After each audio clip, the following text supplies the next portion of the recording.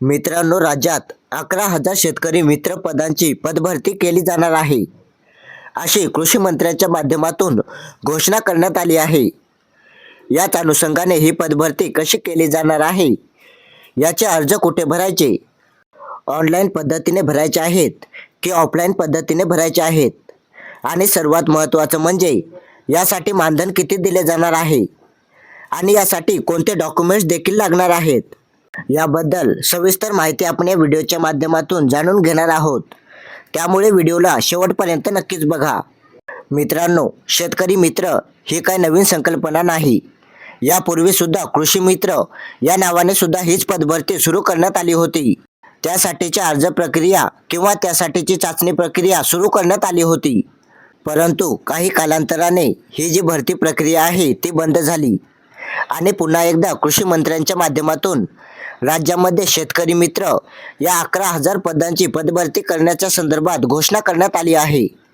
कृषी विभागाच्या राबवल्या जाणाऱ्या जी योजना आहेत, महाडीबीटीची योजना असेल, मागेल त्याला सौर कृषी पंप योजना असेल, बी बियाणे असतील किंवा इतरही कुठे होणारे शासकीय प्रशिक्षण असतील किंवा शिबिर असतील, अशा ठिकाणी शेतकऱ्यांचा सहभाग वाढवणे आणि जेवढ्या देखील शासनाच्या योजना असतील त्या योजना ग्राउंड लेवलला राबवून शेतकऱ्यांपर्यंत पोहोचवणे, हे अशा प्रकारची सर्वच कामे शेतकरी मित्रांच्या माध्यमातून केली जाऊ शकतात. याच अनुषंगाने शेतकऱ्यांना मदत व्हावी आणि गावातील जे देखील महसूल मंडळातील कृषी अधिकारी असतील, या कृषी अधिकाऱ्यांना मदत म्हणून हे पद या ठिकाणी आता भरलं जाणार आहे. वय वर्ष 18 ते 45 वयोगटातील उमेदवार यासाठी पात्र असतील. यापूर्वी कृषी मित्रांची जी पदभरती काढण्यात आली होती तेव्हा देखील हेच वयोमर्यादा होती. साधारणपणे 10वी आणि 12वी पास तरुण असेल आणि त्याच्याकडे एखादी कृषीविषयक पदवी असेल तर त्याला अधिक प्राधान्य दिले जाते. सर्वात महत्त्वाची बाब म्हणजे हे पद केवळ मानधन तत्वावरती चालवलं जाणारं पद आहे.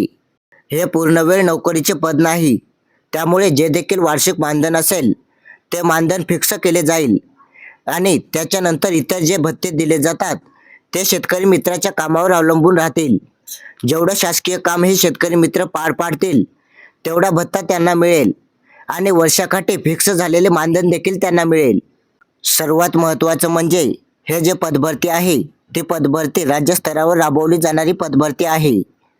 प्रत्येक तालुक्याच्या अनुषंगाने तालुक्यासाठी किती शेतकरी मित्र नेमले जाणार त्या अनुषंगाने त्या तालुक्यावरती जाहिरात काढून एक ऑनलाईन पद्धतीने लिंक तयार करून ऑफलाईन पद्धतीने अर्ज मागवले जातील.